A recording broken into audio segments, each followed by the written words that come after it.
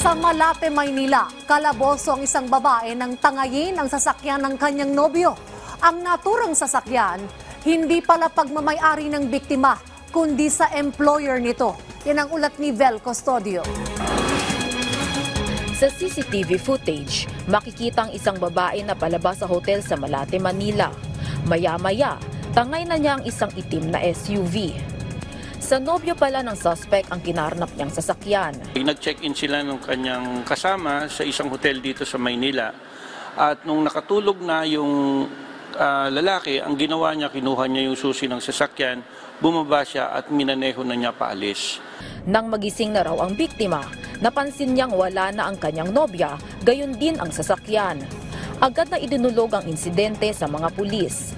Base sa backtracking ng otoridad sa mga CCTV footage mula sa pinanggalingang hotel sa Remedios Street Corner, Maria Orosa Street, huling nakita ang SUV na minamaneho ng babae sa Adriatico, San Andres palabas ng Quirino. Tinted ang bintana ng SUV, pero ibinaba ng babae ang bintana ng sasakyan. Hindi niya alam, may nakatutok sa kanyang CCTV, dahilan na para matukoy ang pagkakakilanlan ng suspect. Bumalik sila doon sa hotel, pinakita sa mga empleyado. At mismo mga empleyado ng hotel ang nagsabi na yung babae na yon na nakita na nagmamaneho ay yung kasamang nag-check-in doon sa hotel nung biktima. Sa tulong ng mga kuha ng CCTV at ng informante, nahuli ang kawatan sa ikinasang follow-up operation. Lumalabas sa investigasyon na planado ng suspect ang krimen. Hindi pa niya nakukuha yung sasakyan. Meron nang nakalagay doon sa cellphone niya na dinidil na niya yung sasakyan. Natunto ng District Anti-Carnapping Unit ng Manila Police District ang suspect sa Makati. Pero wala na sa suspect ang tinangay na sasakyan.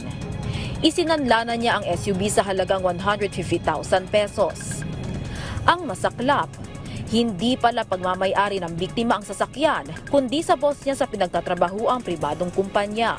Nagsasagawa na ng follow-up operation ang mga otoridad para mabawi ang SUV. Inaalam pa ng mga pulis kung dati nang nasangkot sa krimen ang suspect. Sabi niya, hindi ko naman alam na hindi sa kanya yung sasakyan, hindi sa kanya nakapangalan. Depensa pa niya, nagawa niyang isanla ang sasakyan dahil hindi raw siya pinapayagang magtrabaho ng kanyang nobyo. Sabi na bibigyan daw niya ako ng pera. Naharap ang suspect sa reklamong paglabag sa New Anti-Carnapping Act of 2016.